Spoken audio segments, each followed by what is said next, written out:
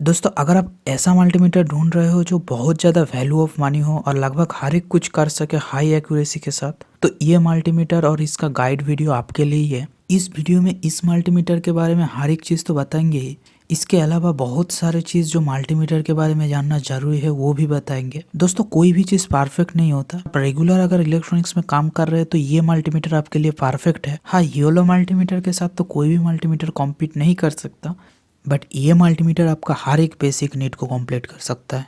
Box open करते ही हमारे सामने एक पाउच आ जाता है। ये हाई क्वालिटी कैरिंग बैग है। इसका एक साइड में मल्टीमीटर है और एक साइड में प्रोब एंड थर्मल प्रोब भी है। इसके प्रोब के सामने एक कैप होता है जो कि एसएमडी कंपोनेंट अगर चेक कर रहे हो तो कोई भी अदर कंपोनेंट में टच ना हो जाए इसलिए होता है। इसके अलावा इसके कनेक्टर साइड में गार्ड होता है।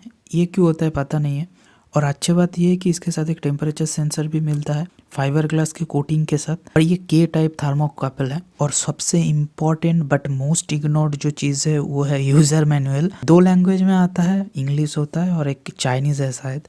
दोस्तों ये किताब तो इम्पोर्टेंट है ही, बट इस वीडियो का मकसद ही यही है कि ये किताब का ज़रूरत नहीं पड़े। अब अगर मल्टीमीटर के फिजिकल ओवरव्यू की बात करें तो इसमें कवर होता है। अगर कवर को हटा दो तो बैटरी के लिए केस होता है जो कि स्क्रू से खोलना पड़ता है। 3 टिफिले बैटरी चाहिए होता है। टोटल 4.5 वोल्ट में ऑपरेट हो जाता है। ये ऑन ऑफ के लिए स्विच होता है। बैक साइड में एक टॉर्च भी है, इनकेस अगर आपको जरूरत पड़े तो आप इसको यूज कर सकते हो। टॉर्च के लिए एक स्विच होता है, अगर मल्टीमीटर ऑन हो तभी ये टॉर्च काम करेगा। और एक स्विच होता है ऑटो शट डाउन के लिए, एपीओ स्विच। नॉर्मल मल्टीमीटर को मैनुअली ऑफ करना पड़ता है, बट यहाँ पर ऑटोमेटिकली मल्टीमीटर ऑफ हो जाता है अगर आप कुछ समय तक नहीं काम कर रहे हो तो।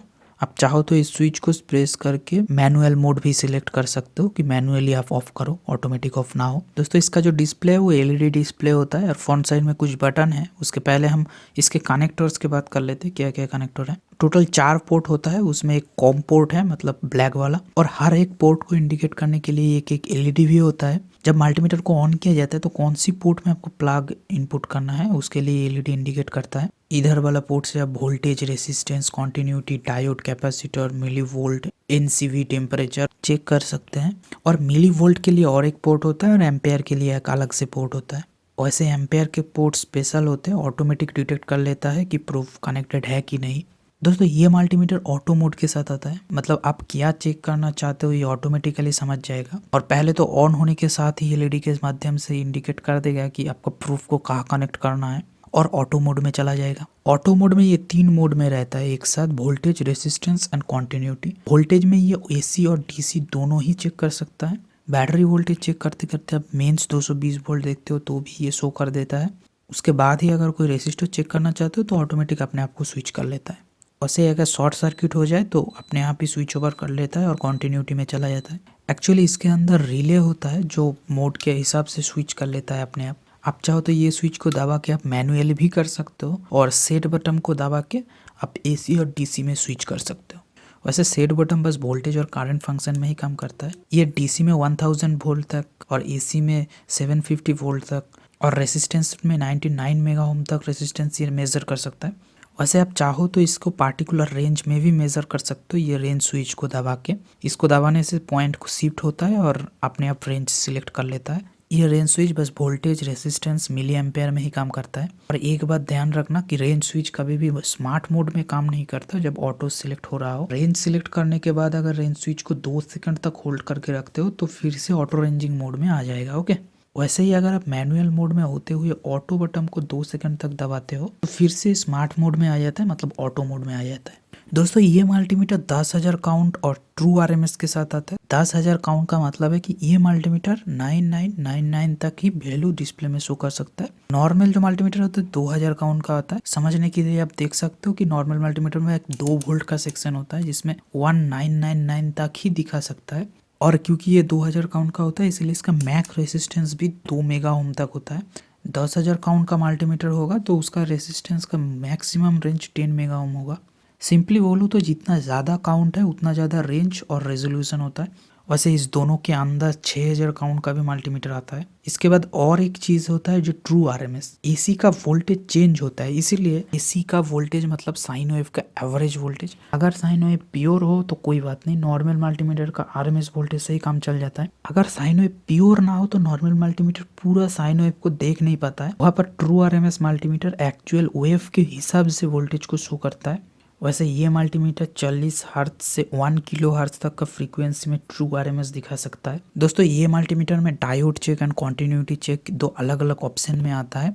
अगर हम कॉन्टिन्यूटी चेक ऑटो मोड में करें तो थोड़ा सा टाइम लेता है, मगर आप मैनुअली अगर कॉन्टिन्यूटी मोड में चेक करते हो तो ज़्यादा जल्दी ये रेस्पॉन्स देता है। वैसे आप डायोड की बात करें तो नॉर्मल डायोड चेक कर सकते हैं, उसके बाद एलईडी भी चेक कर सकता है। मैक्सिमम ड्रॉप वोल्टेज 2.7 वोल्ट तक दिखा सकता है, मतलब ये कोई भी एलईडी चेक कर सकता है। तो दोस्तों आप देखते हैं कि रिलेटिव फंक्शन क्या होता है। अगर आप एक 1.5 वोल्ट का सेल को चेक करते हैं और उसके साथ इस बटन को दबाते हैं तो ये वैल्यू को होल्ड कर देता है और यहाँ पर होल्ड का सिंबल भी आता है। बट इस स्विच में ऊपर की तरह रिलेटिव भी लिखा हुआ होता है। एक बार इसको नॉर्मल मोड में कर लेते हैं, उसके बाद बैटरी को कनेक्ट करके 2 सेकंड तक दबा के रखते हैं तो ये वैल्यू को 0 कर लेता है और REL लिखा हुआ आता है, मतलब रिलेटिव मोड। आप देख सकते हो इधर माइनस हो गया। आप अगर 2 बैटरी को सीरीज में लगा के चेक करते हो तो सेकेंड बैटरी का वोल्टेज शो करेगा और पहले वाले का वैल्यू माइनस कर देगा। ओके, और फिर से नॉर्मल मोड में जाने के लिए 2 सेकंड तक फिर से होल्ड करना पड़ेगा। इसके बाद मैक्स मिन स्विच के बात करें तो ये मैक्सिमम वैल्यू को होल्ड करता है। इसको एक बार क्लिक करो तो यहाँ पर मैक्स लिखा हुआ होता है। इसके बाद अगर कोई भी वोल्टेज चेक करते हो तो मैक्सिमम वैल्यू होल्ड कर रखता है ये, और इसके मैक्सिमम वैल्यू से ज़्यादा वोल्टेज ना हो तो ये चेंज नहीं होगा। 2 बैटरी कनेक्ट करने से फिर से वैल्यू अप हो जाएगा। अगर हम 12 वोल्ट कनेक्ट करते हैं तो OL हो जाता है, क्योंकि मैक्सिमम बटन प्रेस करते ही ऑटोमेटिकली ये रेंज सिलेक्ट हो जाता है। आपको पहले रेंज को चेंज करके मैक्सिमम सिलेक्ट करना पड़ेगा, उसके बाद ये काम करेगा 99 वोल्ट तक। मिनिमम की बात करें तो ये सबसे कम जो वैल्यू होगा वही होल्ड करके रखेगा। दोस्तों इस मल्टीमीटर में बैटरी लो होने के बाद इंडिकेट भी आता है। मेरे में एक सेल का वोल्टेज लो है 1.28 वोल्ट तक, इसीलिए इंडिकेट कर रहा है। अगर एक्सटर्नली परफेक्ट वोल्टेज देकर ऑन करते हैं तो ये सिंबल नहीं आएगा। तो इसके बाद आता है कैपेसिटर मोड। दोस्तों ये मल्टीमीटर कैपेसिटर भी चेक कर लेता है। यहाँ पर 30 वोल्ट 330 माइक्रोफैराड का कैपेसिटर है। इसको अगर चेक करते हैं तो 333 माइक्रोफैराड का वैल्यू आता है। कैपेसिटर अगर बड़ा है तो ज़्यादा टाइम लेता है वैल्यू डिस्प्ले में आने में। ये कैपेसिटर का वैल्यू 4.3 माइक्रोफैराड शो कर रहा है। एक्चुअली इस कैपेसिटर का वैल्यू 4700 माइक्रोफैराड है। ये मल्टीमीटर मैक्सिमम 9.99 मिलीफैराड तक वैल्यू टेस्ट कर सकता है, मतलब 99990 माइक्रोफैराड तक। कैपेसिटर में पॉजिटिव और नेगेटिव एग्जैक्टली देने का जरूरत नहीं पड़ता है, उल्टा भी लगाओ तो भी वैल्यू को डिस्प्ले कर देता है ये। उसके अलावा ये PF कैपेसिटर भी चेक कर सकता है। 104 का PF कैपेसिटर है, मतलब 100 नैनोफैराड का। देख सकते हो ये 103 नैनोफैराड शो कर रहा है। एक्चुअली ये फंक्शन वहाँ पर ज़्यादा काम में आता है जहाँ पर सीरियल में कैपेसिटर हो, आपको वैल्यू चेक करना होता है। ये प्रैक्टिकल वैल्यू शो कर देता है। इसके बाद अगर टेम्परेचर की बात करें तो इसके अंदर इनबिल्ट टेम्परेचर सेंसर होता है जो शो करता है डिग्री सेंटीग्रेड में। इसके साथ जो टेम्परेचर सेंसर आता है उसको अगर आप कनेक्ट कर लेते हो टेम्परेचर सेक्शन में, यहाँ पर डिग्री सेंटीग्रेड में और ऊपर डिग्री फ़ारेनहाइट में टेम्परेचर शो करता है। ये टिप की मदद से हम लोग टेम्परेचर को सेंस कर सकते हैं। अगर इस टिप को फायर के पास ले जाते हो तो 100 से ज़्यादा टेम्परेचर शो करता है ये। इसका मैक्सिमम जो टेम्परेचर रेंज है वो 1000 डिग्री सेंटीग्रेड है। इससे आप कंपोनेंट का हीट चेक कर सकते हो अपना हाथ ना जला के। वैसे ये काम हाथ से ज़्यादा अच्छे से होता है। दोस्तों इसके बाद आता है इलेक्ट्रॉनिक्स का सबसे important cheese, frequency and duty cycle. ये भी आप इस मल्टीमीटर से चेक कर सकते हो। लाइव वायर का फ्रीक्वेंसी चेक करें तो आप देख सकते हो 50 हर्ट्ज फ्रीक्वेंसी है और ऊपर 50% ड्यूटी साइकिल है। लो वोल्टेज साइड में भी चेक कर सकते हो, सेम ही आएगा। अगर आप बॉडी के साथ इसको टच करते हो तो भी ये फ्रीक्वेंसी शो करता है। क्यों होता है वो आप कमेंट में बताओ क्यों होता है ये। टेस्टिंग के लिए आप देख सकते हो मैं ये क्रिस्टल यूज़ कर रहा हूँ फ्रीक्वेंसी जनरेट करने के लिए, तो ये इससे ये भी मेज़र हो जाता है। इसके अलावा NE-T5 IC से भी जो फ्रीक्वेंसी आउटपुट होता है देख सकते हो। दोस्तों इसके बाद करंट मोड की बात कर लेते हैं। अगर करंट मोड में लीड कनेक्ट करके ऑन करते हो तो ऑटोमेटिक ये करंट मोड में चला जाता है। इससे AC करंट भी चेक कर सकते हो आप लोग। देख सकते हो कि ट्रांसफार्मर स्टैंड बाय में 100 मिली एम्पेयर करंट ड्रॉ कर रहा है। अगर आप लोड कनेक्ट करते हो तो ज़्यादा एम्पेयर ड्रॉ करता है ये। लो वोल्टेज साइड में शॉर्ट सर्किट करंट देख सकते हो यहाँ पर।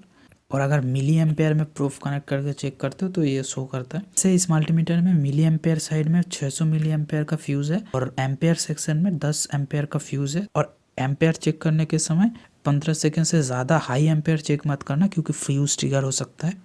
इसके बाद अगर DC करंट चेक करना चाहते हो तो इस बैटरी का शॉर्ट सर्किट करंट है, देख सकते हो आप। दोस्तों इसमें जो लास्ट फंक्शन आता है जो इंटरेस्टिंग भी है, जो है NCV नॉन कॉन्टैक्ट वोल्टेज। ये बहुत काम की चीज़ हो जाता है। इससे आप लाइव वोल्टेज चेक कर सकते हो बिना छुए।